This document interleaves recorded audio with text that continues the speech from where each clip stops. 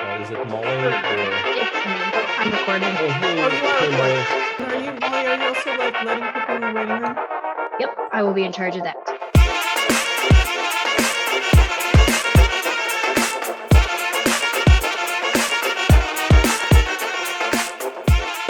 Sure.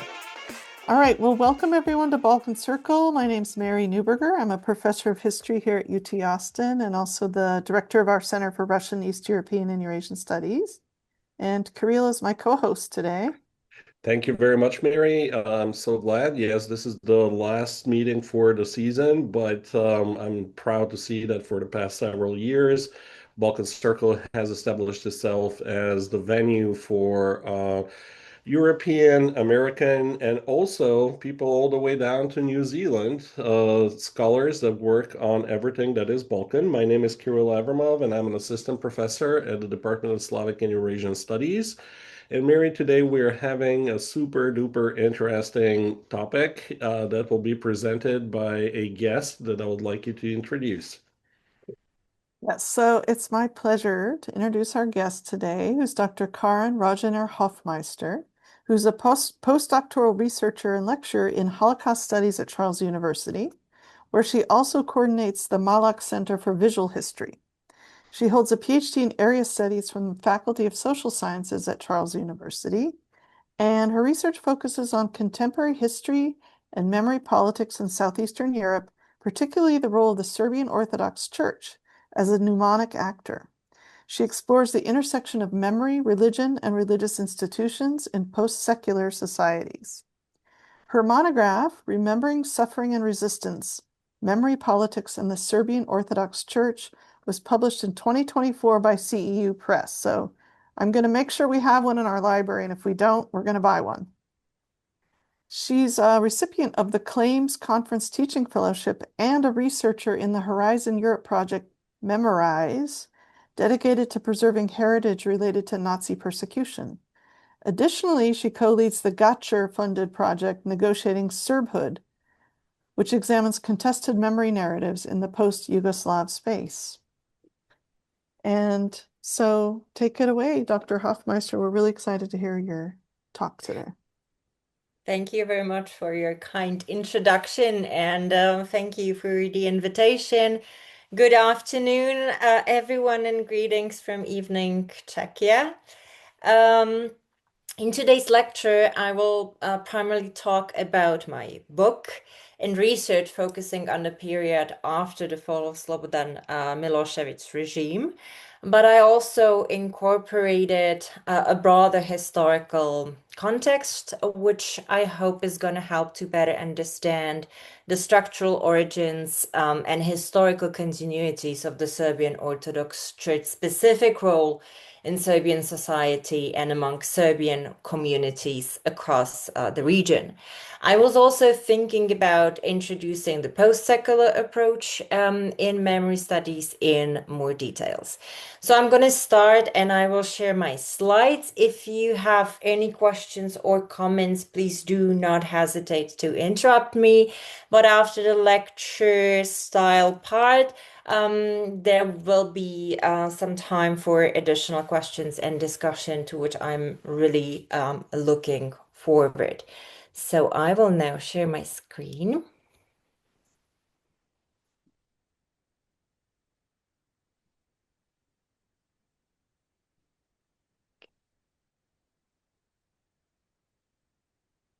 Okay, does it work? Yes, looks great. Okay. And you see me and my presentation, right? Yeah. Wonderful. Okay, so I will begin with the picture on the book cover. Many people assume that this is a Photoshop, but actually no. It features the Serbian Orthodox Church devoted to Saint Petka, erected in 2006, right in the middle of the socialist memorial complex Ostra near Čačak in Serbia. The complex dedicated to the memory of fallen partisans led by the communists. I believe that this, at the first sight, paradox image is worth 1,000 words and is the perfect visual embodiment of the main arguments I outline in the book, which I'm gonna share with you today.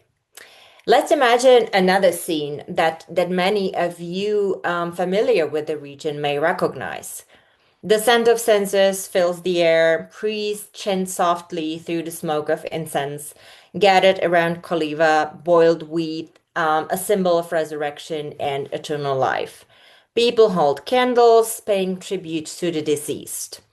Sacral objects, crosses, and other religious items and imageries frame the mnemonic stage, which accommodates both ecclesiastic and secular actors, their speeches and their performances.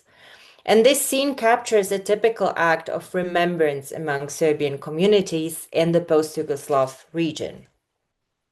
Revolving mainly around a traumatic past, a past that symbolizes suffering, heroic sacrifice, but also endurance and revival, the Serbian mnemonic calendar or calendars provide a platform where the Serbian Orthodox Church, representing a messianic religious tradition, capitalizes on its capacity to offer an eschatological understanding of victimhood that ultimately points towards salvation.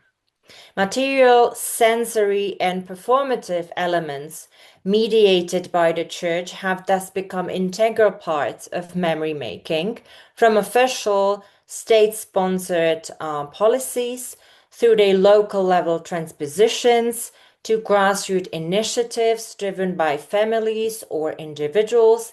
And in all these settings, the Church repeatedly enters the public sphere, strengthening its position and its visibility.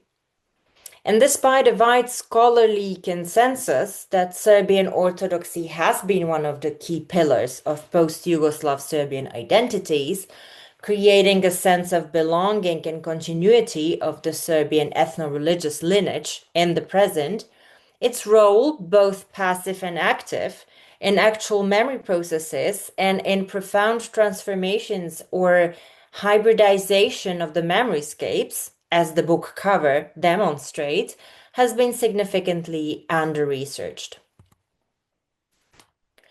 Memory studies as a field has developed largely within a secular framework, leaving religion and its capital and potential in memory making outside the main theoretical and empirical reflections. Only recently has an interdisciplinary approach to studying the impact of religion on memory processes established itself as a relevant and much needed perspective, marking what scholars describe as a post-secular turn in memory studies, as noted by Zuzana Bogumil and others.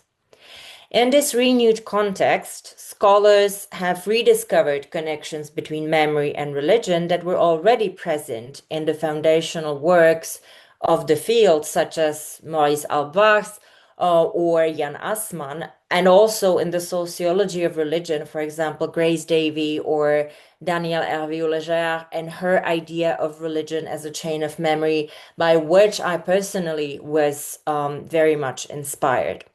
And building on these foundations and combining them with fieldwork-based empirical research, recent studies were able to bring new theoretical insights into discussion, I believe. And within this newly emerging research optic, we can recognize several possible directions of investigation. The first focuses on the embodiments of the religious in mnemonic practices, narratives, spaces, or processes of heritagization. This perspective can encompass both the vernacular appropriation of religion in relation to memory making, but also its political instrumentalization. The second vector of the post-secular approach examines religious institutions and their representatives as active agents operating at various levels of memory production. And this perspective treats them not merely as passive repositories of symbols, vocabularies, imagery, or ceremonial functions, but as actors with specific motivations, forms and means of engagement, strategies of interaction, and ideologies. In other words, as agents with complex mnemonic agencies. And although diverse in their focus, studies adopting the post-secular approach converge in one key understanding, and that is that the religious and the secular are not separate, or they are not inevitably contradictory or conflictual spheres. Instead, this binary view must be transcended in order to explore their overlaps and their encounters, situations that often create hybrid spaces of negotiation where meanings and representations are continuously redefined and the boundary between the two becomes blurred. The ontological in-betweenness of Southeast Europe, its semi-peripheral position, and its deep sense of historical injustice and trauma has made this entanglement of religious and secular memory particularly prominent and worthy of scholarly attention. So, grounded in post-secular thinking, my book offers insight into how the Serbian Orthodox Church functions as a memory actor after the fall of Slobodan Milosevic's regime in 2000 until 2020, specifically considering its position in World War II related memory making in Serbia. And it examines the motivations, forms, strategies, and outcomes of the Serbian Orthodox Church mnemonic engagement, as well as the dynamic transformations of these processes over time. And before I begin to untangle the research puzzle, it's important to first understand the fundamentals of the ecclesiastic structures that define the Serbian Orthodox Church as a collective actor. And these fundamentals, they were already established in early Christianity, but over time they've been shaped by the historical development of the Balkans.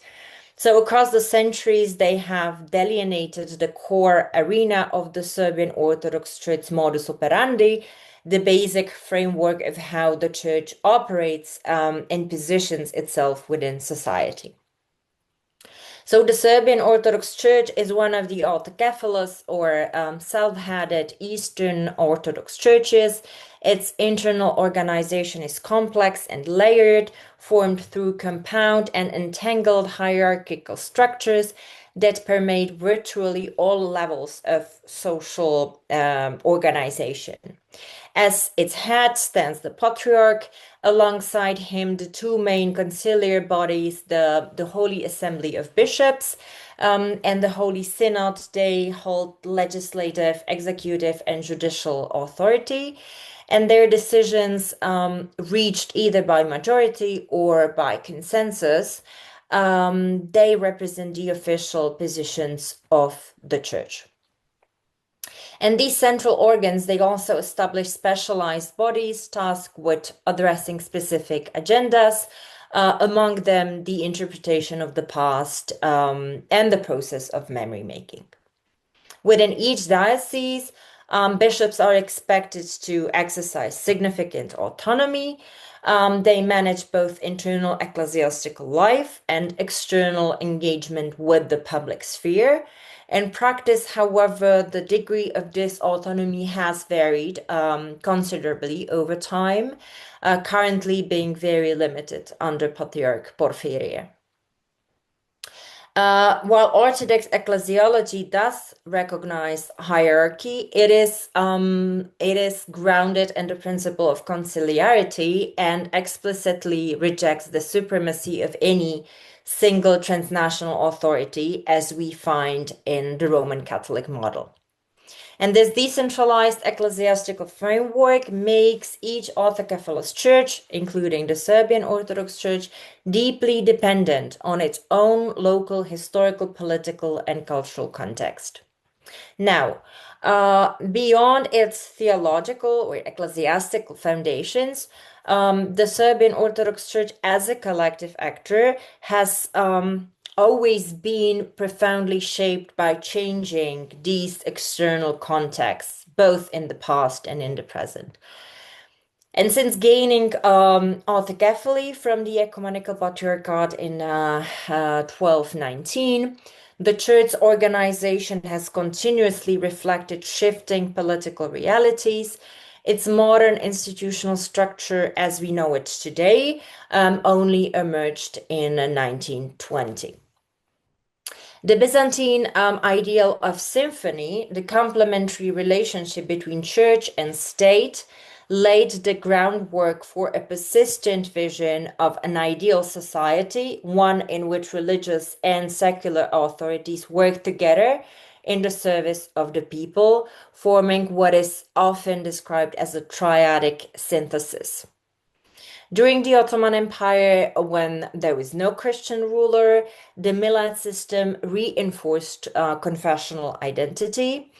At the same time, monastic centers became crucial spaces for preserving a distinct Orthodox self-perception, one that was increasingly tied to ethnicity. And in the 19th century, amid the rise of modern nationalism, Orthodoxy became a key component in processes of nation formation, despite the 1872 Pan-Orthodox Council condemnation of the so-called ethnophilatism, the conflation of church and nation. The religious and the ethnic became intertwined, merging into a dominant understanding of belonging to the Serbian national lineage. And this fusion was significantly weakened only after the Yugoslav communists came to power. At that point, a radical transformation of the identification matrix occurred, one that prioritized social and ideological categories over national or confessional ones. Yet the crisis of the socialist regime and ultimately the violent breakup of Yugoslavia reversed this trend, and it brought about a resurgence and further solidification of ethno-religious differentiation, a pattern that remains visible and dominant today. And these developments, they placed the Serbian Orthodox Church in a very particular position.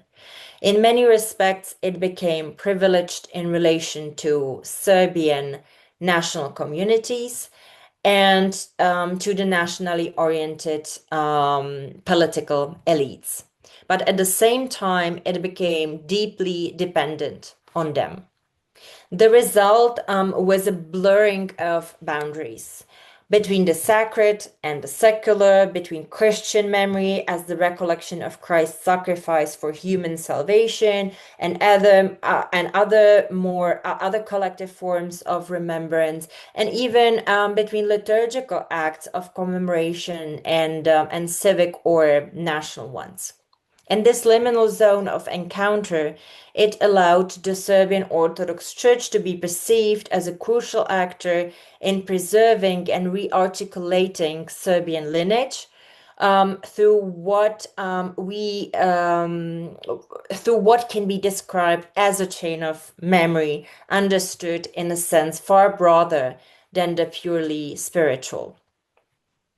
And now, however, it is essential to note that this claim can only be substantiated within Serbian national context, right? That is, in realms where the Serbian element forms either a state building or a politically significant community.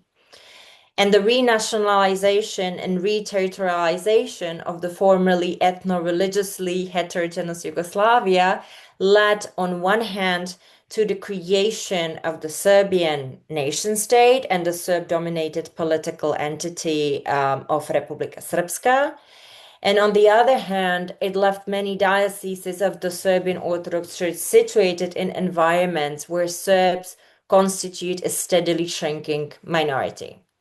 And these radically different settings, though both historically familiar to the Serbian Orthodox Church, inevitably influence how the church functions as a social actor, including its mnemonic agencies. And for this reason, and with full awareness of the manifold divergences between post-Yugoslav socio-political realities and the specificities of memory politics in these successor states, The arguments I developed draw primarily on evidence from predominantly Serbian contexts. I have already said that all those scholars working on memory politics in post-Yugoslav Serbia, and there are many, acknowledge the role of Serbian Orthodoxy in identity and memory making. There hasn't been research which would explore and theorize the actual activities of the church in this respect. The church has usually been treated as a stock of symbols, imageries, and rituals, which may be easily employed and even instrumentalized by other memory actors, for example, on the eve and during the bloody Yugoslav dissolution. The church itself, however, has not been analyzed as an agent with specific agendas and agencies. And when starting my research, I could somehow understand why. Because if you aim to analyze the church's activities, you immediately face the first problem, and that's the question of what is the church? And even if we put aside invisible realities of the church, recognized by theologians, but most importantly, believers themselves, we deal with an extremely complex actor comprised of entangled structures and hierarchies, both rooted in millennial tradition and situated in the present conditions. And the second challenge is very much connected to this, and that's how to research such a complex actor, what sources and methods to use. So I struggled with it for a while, but I hopefully found a way how to navigate within these challenges, and aiming to explore the Serbian Orthodox as a mnemonic agent and answer my research question of what were the motivations, forms, strategies, and outcomes of its mnemonic engagement.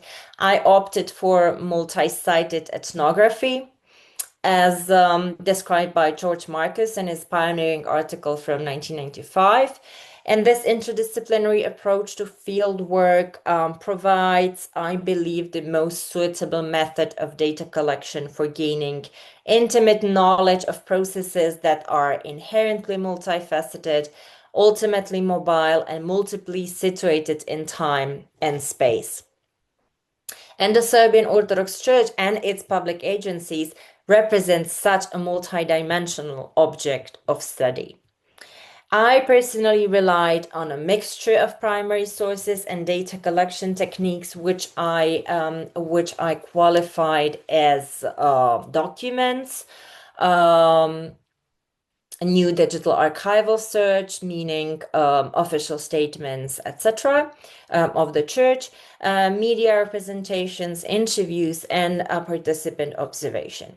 First, I scanned through official statements, as I said, of the church's highest bodies and central periodical published by the Serbian Orthodox Church, Pravoslavlje. And in this way, I was able to identify historical topics and motives important to the church. And the memory of Serbian heroic victimhood turned out to be a leitmotif of the Serbian Orthodox Church narratives. Most often, it has been visible in relation to World War II and its immediate aftermath. So not the 90s, World War II. In relation to the memory of World War II, I could also identify concrete church representatives or church bodies and projects in which they were involved. I visited many memory sites, I attended commemorations, public events, and most importantly, I aimed at conducting interviews with religious actors. I did several, but it showed to be challenging in many respects. This is something we can maybe discuss later.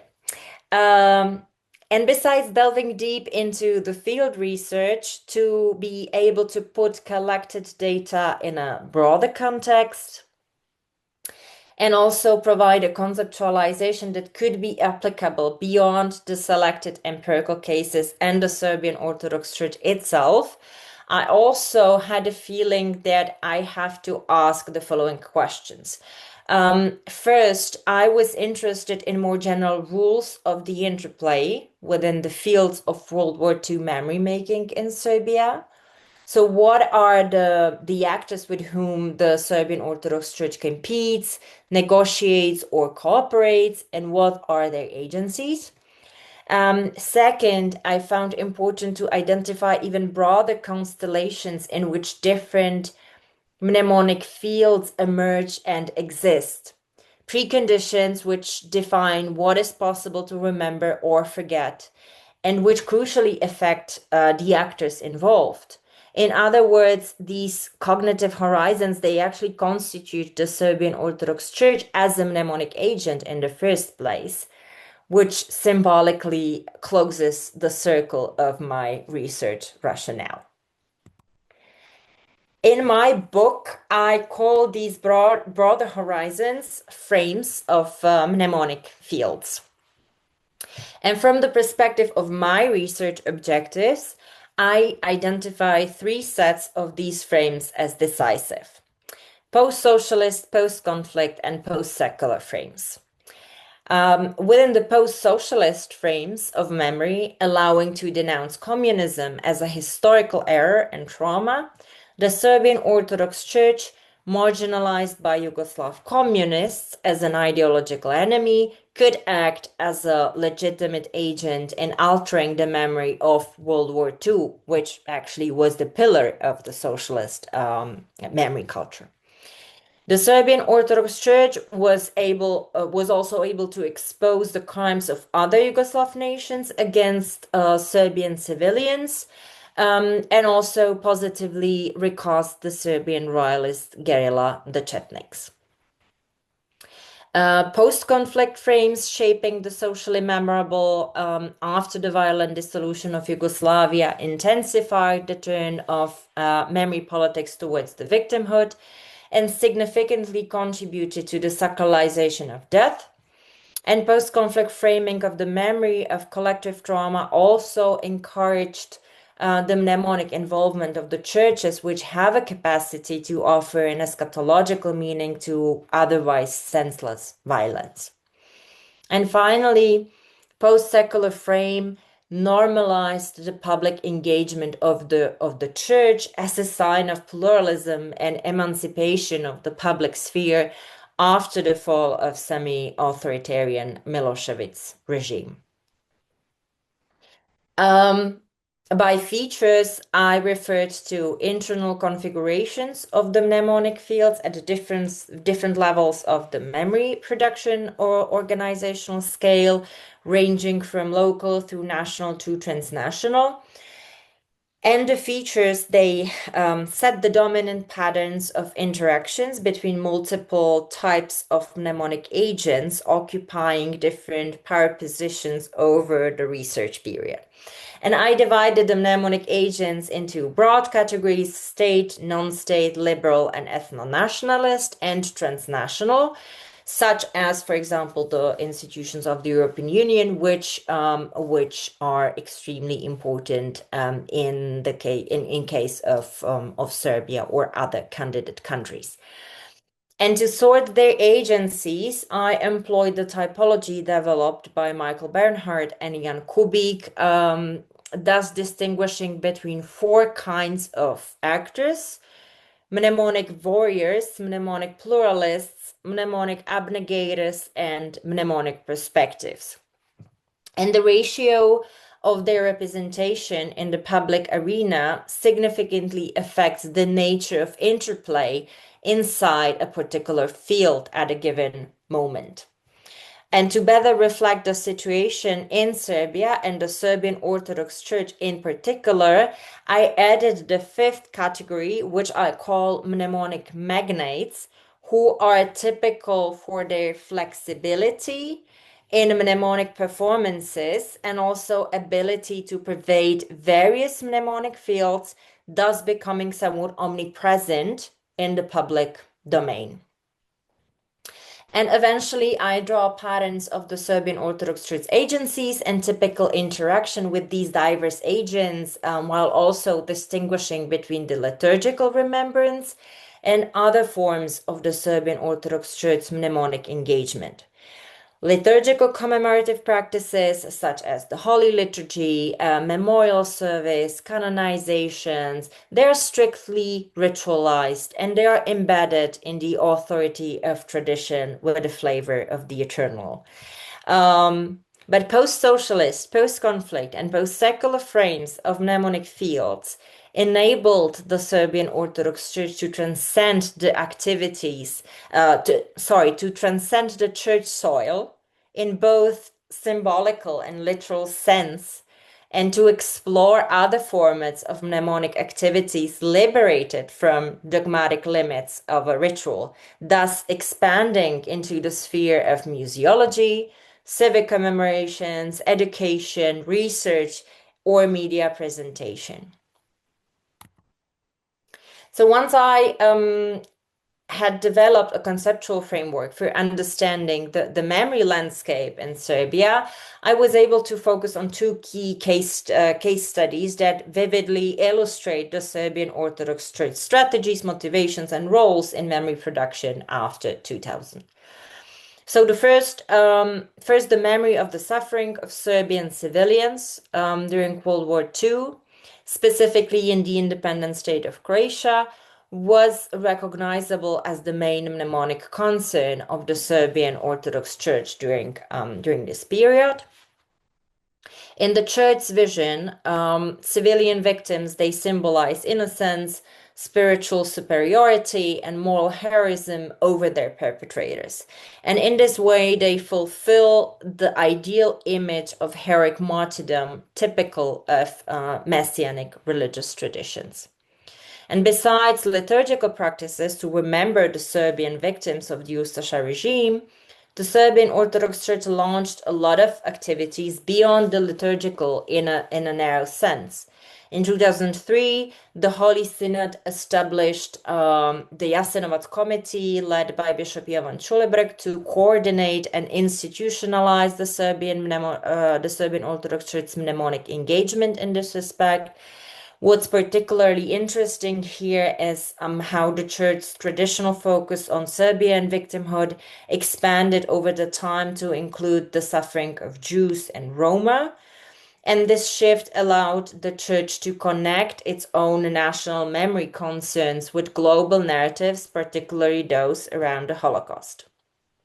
And in doing so, the church positioned itself as both a guardian of Serbian suffering, the memory of the Serbian suffering, but also a legitimate participant in transnational memory exchange. And the strategic use of Holocaust remembrance serves not only moral or historical purposes, but also raises awareness and sympathy for Serbian victims by drawing parallels with Jewish suffering. Activities of the Jasenovac Committee and the Church's involvement in memorialization of Staro Sajmište, an ultimate site of the Holocaust in occupied Serbia, today in the very center of Belgrade, then provided revealing examples of how the Church navigated complex networks of memory actors, state, non-state, domestic, and international, while still promoting its own priorities. The second case study concerns the remembrance of World War II resistance, which became one of the most contested memory topics in post-Yugoslav Serbia, and which also brings to the fore the motive of heroic victimhood.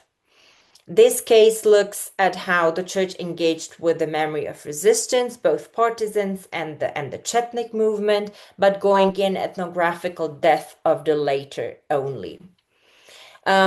Regarding the memory of the national liberation struggle, the Serbian Orthodox Church went from a complete denunciation of the partisans and And of course, their cult position within the memory culture of socialist Yugoslavia to a process of ethnicization and selective employment of their historical legacy and ideological background, especially visible in the second phase of post-2000 developments. And for me, the invasion or rather the penetration of orthodoxy into the memoryscape of socialist Yugoslavia is an extremely fascinating phenomenon. And it serves as an excellent example of what I call a liminal sphere, a space where the secular and the religious really intersect and overlap. And in this liminal zone, we can see the emergence of hybrid spaces of meaning, meaning negotiation and representation, right? Spaces that strongly resonate with Homi Bhabha's notion of the third space, actually. Unlike the partisans, for the church, the Chetniks embodied the true Orthodox values and national martyrdom. They have been portrayed as heroes who defended both faith and nation against both fascists and communists. But here, the church took a more cautious approach that in the case of remembering suffering of civilians during World War II, because the Chetniks' historical legacy remains politically divisive, and because the state itself has been ambivalent on how to officially remember them, the church often operated in a zone of semi-officiality. So rather than initiating commemorations directly, it tended to support ethno-nationalist civil society groups and local initiatives. Still, its presence was nearly always felt, whether through liturgical services, participation in events, or symbolic or material support. So while there isn't a clear or unified narrative coming from the church in this case, there is a consistent strategy of being visibly involved. At Ravna Gora, for example, a key site of Chetnik remembrance, the church is regularly present, materially, but also like physically as people. And that presence, even when understated, is significant. So these two case studies, they show that on the one hand, the church leverages its image as a permanent, enduring presence rooted in Orthodox Christian dogma as a source of mnemonic strength, while at the same time adjusting its actual mnemonic strategies depending on the context. So in the case of suffering, it adopts to some extent an institutionalized, outward-looking approach, engaging with international memory platforms, often through the lens of Holocaust remembrance. In the case of resistance, it moves more cautiously, frequently relying on grassroots or nationalist actors, but always ensuring its visibility.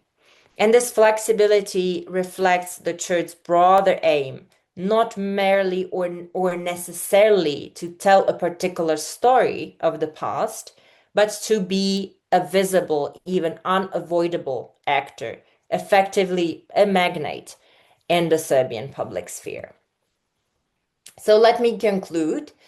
I have argued that within the mnemonic fields, framed by post-socialist, post-conflict, and post-secular horizons of the socially memorable, the Serbian Orthodox Church could advance a wide range of mnemonic activities. For that, the Serbian Orthodox Church was motivated by its long-term goal of re-establishing its position of power and reasserting its legitimacy in the public sphere of post-2000 Serbia.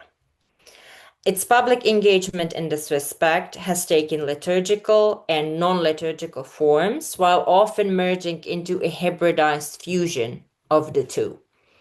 And to pursue its mnemonic interests, the Serbian Orthodox Church has developed various strategies of action and interaction.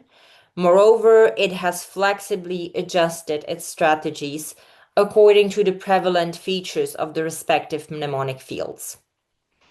I have concluded that the position of a mnemonic magnate present at all local, national, and transnational levels sometimes of memory production has not only become the main strategy of the Serbian Orthodox Church mnemonic engagement, but also its most significant outcome. And as I began this presentation with a picture, I will conclude with a similarly striking image. Because although the Serbian Orthodox Church has developed into a true mnemonic magnate, its autonomy of action, especially in recent years, has been constrained by the authoritarian nature of Aleksandar Vucic's regime and by his personal interest in memory politics. The cost of this control, however, appears relatively low as long as the political leadership shares the same mnemonic priorities as the church and actively pursues their realization. At the same time, we are witnessing an intensification of what I call assertive national memory politics, initiated under Vucic and perhaps indicative of a broader wave of memory politics in the region. Yet the regime has also faced significant challenges, particularly from mass protests. So in this context, it will be crucial to examine how the Serbian Orthodox Church's close interlinkage with Vucic may shape its role and agency as a mnemonic actor moving forward. And thank you very much for your attention, and I'm looking forward to your questions. Thank you. It was great. It was as expected, something that is captivating, interesting, quite relevant. Me as a political scientist, I was thrilled. And of course, thank you for keeping up the time, as I'm pretty sure we're going to have a lot of questions. I certainly do have, but I don't want to abuse my position, so I'm going to ask Mary, do you have a question, or should we start with the audience? Because I took notes, and I'm curious about several things, especially that were presented. Well, first I was going to ask you to maybe stop sharing screen, even though I love Oh, that image, so that I can sure, see sure. everyone in the Zoom room a little bit better. Yeah. Thank you, Karin. Oh, did I? No. Oh, here. There you go. Yay. Okay. This is such a beautiful research. I mean, I'm really impressed by your framing of this and by your unpacking of this very complex. I was trying to take notes, and it's like going in different directions, thinking of where my question might take me. But I was thinking about this. I mean, in some respects, the Serbs are in a unique kind of set of post-socialist, post-secular, post-conflict situation. Some of those, though, are shared by other Orthodox churches. The Russian Orthodox Church has, again, in the post-conflict space, it's different, but also a sense of being victimized in the former republics is similar to the Serbian narrative about Serbs left behind in the former republics. So I'm just wondering, like, if there's a playbook shared between them. And then I guess my other question is, I was fascinated by their focus on World War II, which I remember seeing myself in Bosnia, like whenever I was in Republika Srpska, it seemed to be World War II monuments. But then when I was in the other half of the Federation, it was not World War II monuments. They were focused on the 90s. And so, or World War I, or, different kind of wars, that kind of shifting. But I wonder if thinking about Serbs in the Krajina, for example, if the narrative isn't more about the 90s, of course, we know they're not there anymore, or if thinking about Serbs in Kosovo, if the narrative isn't more about the Ottoman period. So, like, certain periods might resonate more for certain Serbian areas or formerly Serbian areas. So, sorry, it's two big questions, but. Thank you for your question. I will probably start with from the end. So when it comes to the memory of World War II and what is and when we compare it with the memory of the 90s. The problem with Serbs and the Serbian Orthodox Church that these two are very much interconnected. That from their perspective, you cannot explain the 90s without looking at the suffering of Serbs during World War II. So it is very difficult to make it separate. But to some extent, some Serbian communities, especially in Croatia, living in Croatia, they somehow have to because they at the same time live in the situation framed by external hegemonic narratives portraying Serbs only as the perpetrators, not as the victims. So in Croatia, it is the Croatian the Serbian communities and especially their leadership, SNV and Milorad Pupovac, they are very much focused on the memory of World War II, but not on even not on the suffering of Serbs, but actually on the anti-fascist struggle, which is very fascinating that the Serbian community or Serbian communities, because they are very diverse in Croatia, right? So that's why I keep talking about Serbian communities rather than one community. They really build their identity on this multi-ethnic struggle, and they are the bearers of the memory of the partisans and the national liberation struggle. And they, to some extent, combine it with orthodoxy and stuff like that. But this is very, very fascinating. And in Croatia, the memory of Oluja, for example, that's very problematic, especially in recent years when it is super difficult to express anything Serbian in Croatian society. And just recently, I mean, the concert of Thompson, very, very nationalist, horrible singer, attended by half of Croatia, or other incidents that are very they are very scary, like what happened in Split a few days ago, and what is happening to Serbian scholars in Croatia. That's very scary and very frustrating when you think about Croatia being part of the European Union, and everyone thought that, being a member of European Union means that some norms and some standards of memory politics will be maintained, right? And that the distortion of the past wouldn't be possible, but we were wrong.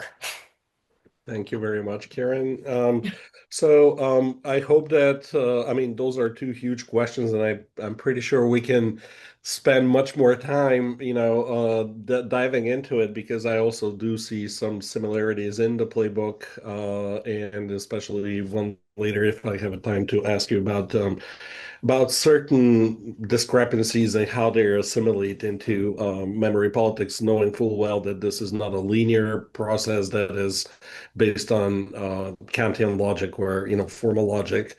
But before that, we do have a question from a member of our audience, and Eliza, I would invite you to ask it. Thank you. Yes. First of all, thank you for the presentation. This was so fascinating. And I really, like I said before, I really did appreciate the historical background. So thank you very much for including that. You kind of indicated that you wanted to talk about this more, which is great because I wanted to hear about it. I'm kind of interested in hearing about the experience of the participant interviews and observation that you did. And one of the questions that came up for me was, did you have any challenges, or was it kind of interesting to navigate making contacts and finding it in and finding people who were willing to have those conversations? And how did those conversations go? I mean, it's kind of hard, I think, to grapple with people whose narratives are potentially very different from your own understanding of the situation. Yeah, yeah, So anything you can share about that, I'd love to yeah. hear. Yeah. Thank you for the question. The one thing is that you want to conduct interviews with people with different worldviews, probably. Like that's very probable, right? That's one thing, but I think that the church that's another level of difficulty because they are very closed to people. They don't they are very suspicious also of anyone coming to them as spies, as someone who is very malevolent. They call it like that. They with coming with bad intentions, um, and even like questioning your moral integrity.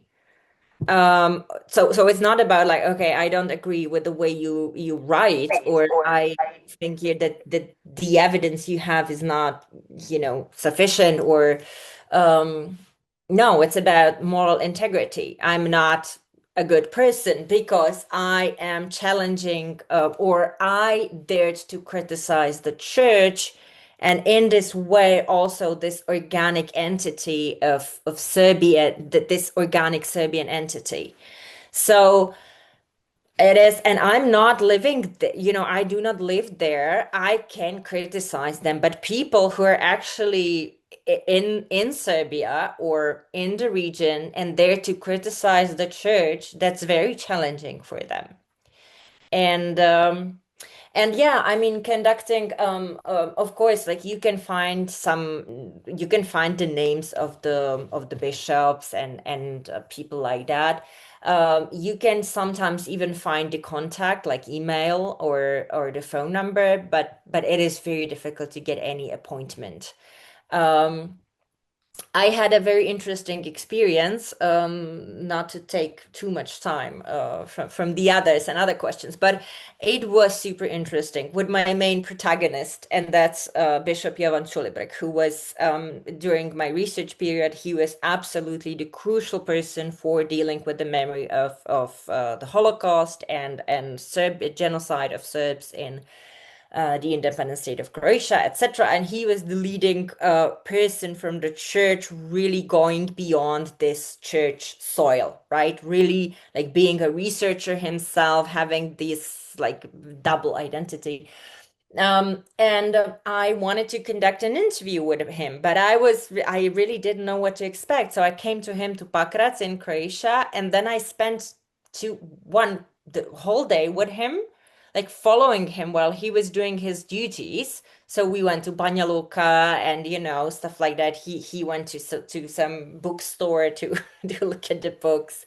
I even had a lunch in his home. It was very weird, and then, but it was super interesting and super important for my research. But it was not a normal interview, right? It was like me observing him spending, because he wouldn't be open to do that. Like, okay, I have the list of questions, now answer my questions. He was like, that's my day. If you want to go with me, you can. If you don't, bye. So, yeah. So you had lunch.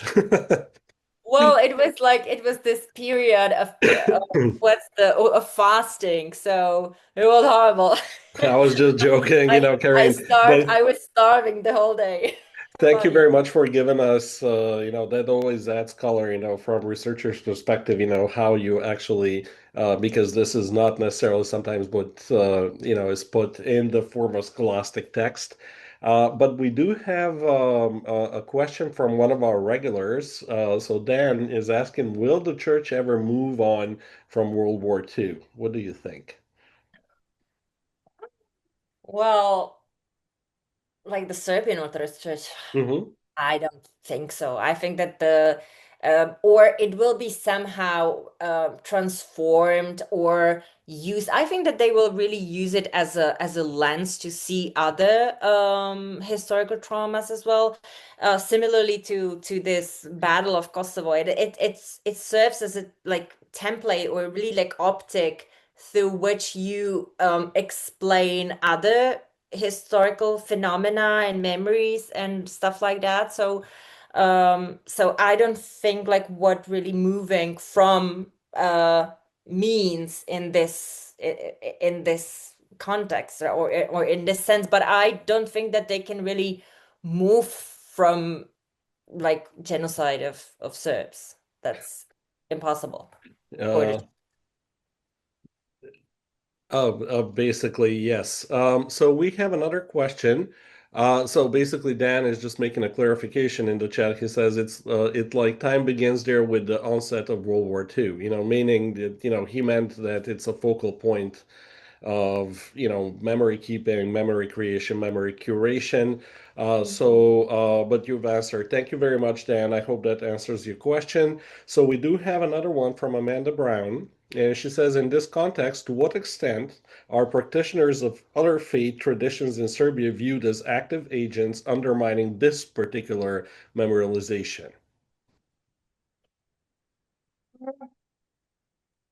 Or perhaps also in Bosnia and other spaces where Serbians live.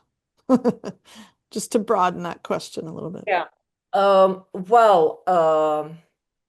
in Serbia itself, I don't think that other religious institutions can really reach beyond their practitioners and their ethnic national minorities. And I don't think they are so much into memory politics as the Serbian Orthodox Church is. That's very different in Croatia. The Croatian Catholic Church or the Catholic Church in Croatia is, of course, a very important mnemonic actor itself. I was often asked or also criticized maybe by some conservative Serbian scholars close to the church that okay, but why do you focus only on the Serbian Orthodox Church? And I never said or and I try to make it explicit in the book, but of course, like it's a very tiny part of the book, which is about the Orthodox Serbian Church, that of course the other religious institutions are active in memory making, and sometimes they are even more locked into in this ethno-exclusive, ethno-nationalist perspective of the past, right? The Catholic Church in Croatia, that's really also it's really difficult for them to open up and to be inclusive, and also to come to terms with its own wrongdoings in the past, right? Especially during World War II. So definitely, and Islamic community in Bosnia, of course, they also play an important role as this institution became a part of Bosniak's identity. Um, but um, but again, I don't think that there's such a long tradition of being interlinked in this sense as it is in the case of the Serbian Orthodox Church. And it's true, I'm not expert on the Islamic community, but definitely they also play some role in memory politics and creating memory culture in Bosnia and among Bosniaks, because of course Bosniaks were their suffering during the 90s was extensive, and as I said, this post-conflict framing really gives an opportunity to religious institutions to make sense of otherwise senseless violence. So yes. Thank you very much, Karin. There is another one from a student of ours that I'm happy that she is part. So Kara Elizabeth Bell is asking, how does the Serbian Orthodox Church frame the Bosnian genocide or other conflicts between ethnic Muslim groups in the area like Kosovo? Uh, I mean, of course, they don't call it genocide. They always frame it as an incident, actually, and also they frame it in this continuation of World War II, as I said. So, for example, what was striking to me when I was reading Pravoslavlje, these 20 years of Pravoslavlje. um, and then I saw like, okay, Srebrenica, the title, and it said nothing about what happened in Srebrenica in the 90s. It was about suffering of Serbs in the region during World War II. So again, like actually setting the stage for and setting the argument. Okay, we know that something happened in the 90s, but first of all, it was in genocide, because of course the international community is biased and against the Serbs, and there's this Serbophobia everywhere, because we are such a big victims. That's actually what causes Serbophobia, but that's very similar to anti-Semitism and the Holocaust and the whole.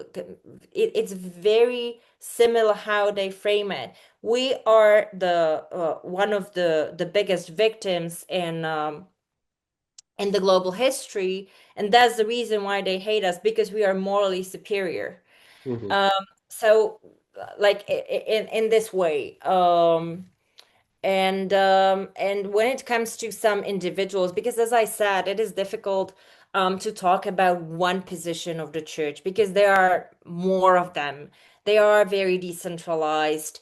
It was difficult for me also to argue in my book how to actually navigate within this.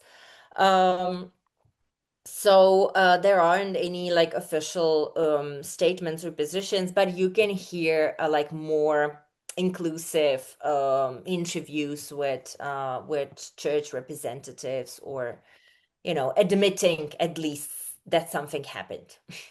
Thank you very much. I'm actually thankful to Kara for asking this question because if she didn't do that, I would have. It's certainly would have. It's on my list. But just a brief comment, Karin. First of all, thank you. Very rich, very detailed.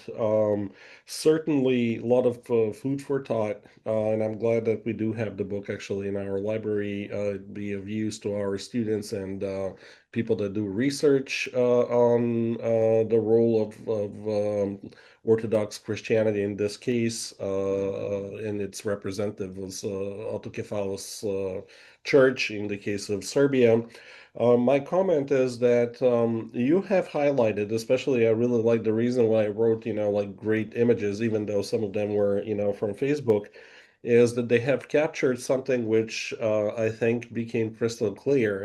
And this is the incorporation of selective, I would call, memory, which basically, for me, there were two pivotal moments, which you have illustrated. So on one end, you do have, the picture where you have the partisan memorial, and then you have, the Baraklis, the church, which is built next to it, or a small church. And this is kind of the reconciling between atheists, anti-capitalist, anti-fascist, anti, system, incorporating into, one of the most conservative institutions I can think of, which considers itself as the keeper of sort of the national memory. And this will be the case in Bulgaria as well. So you have this incorporation, although I haven't seen, I don't know, maybe Christian can help me out here, whether there is such thing in Bulgaria, that we have incorporation of partisans and church at one place.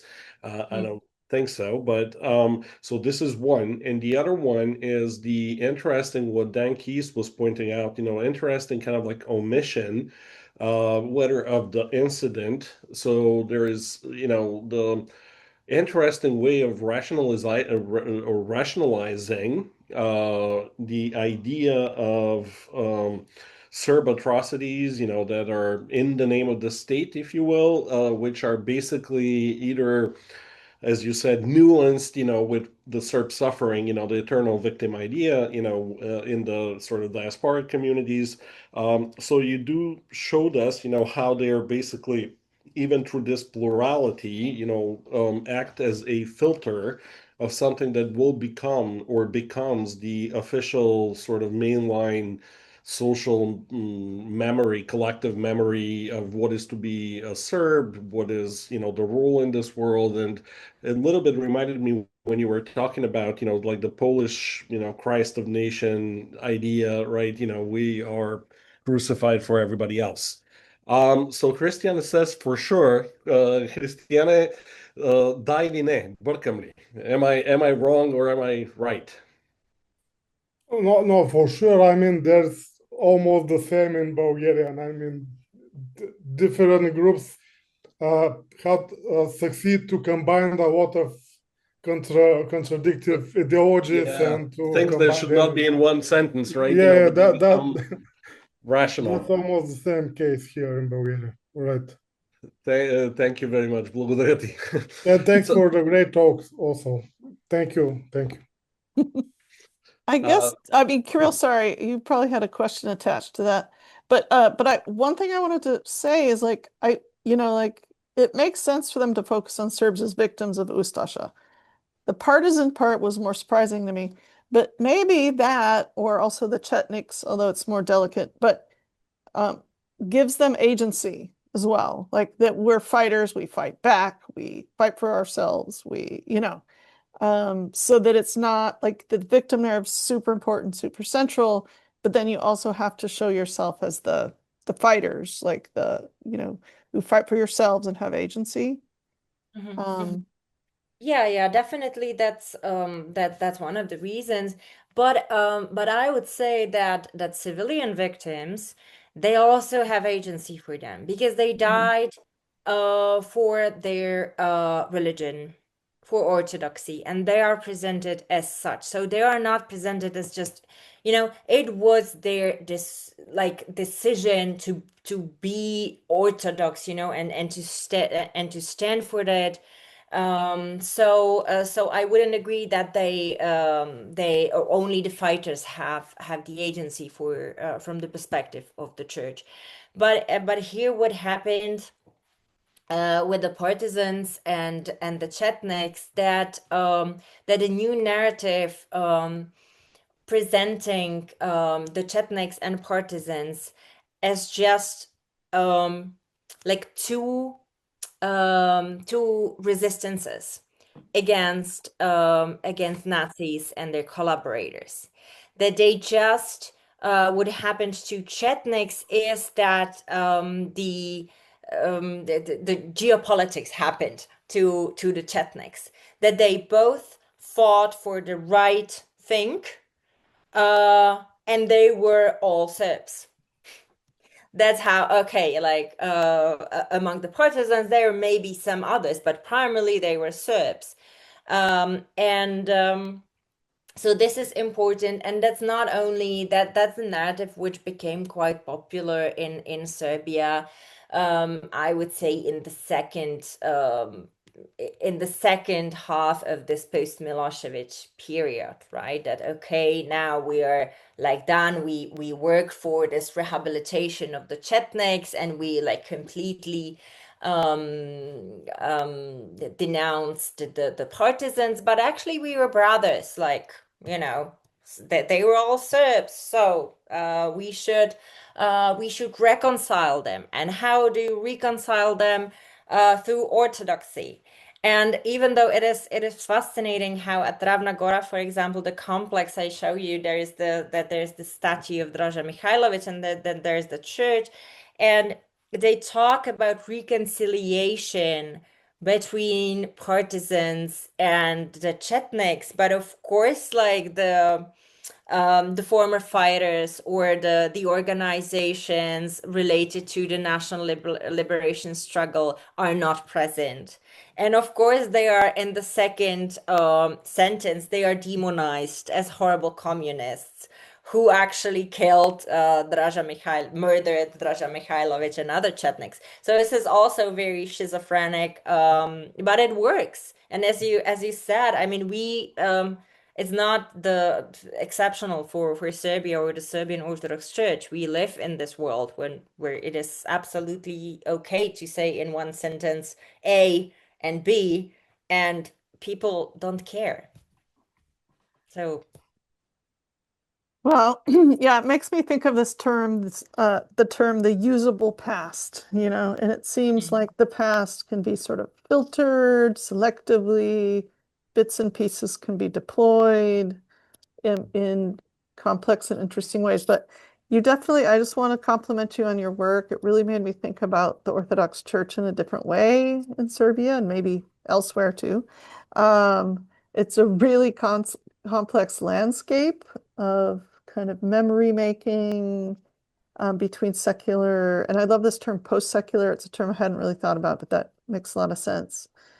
So anyway, I want to thank you for this excellent talk. And unless we have more questions from the audience, I think we're going to bring it to a close today and just give you our heartfelt thanks for all of your hard work and sharing it with us today. Thank you very much, Karin. Let's remind everyone that even though this semester is about to wrap up, the new series of Balkan Circle are coming next semester. Very exciting speakers akin to the ones that we have today. So please, please, please register and come and support our community as you have done for the past probably 5 years or so. So thank you very much. Karin, once again, thanks. Fantastic work. Thank you very much for the opportunity to share and to discuss. It was a great pleasure.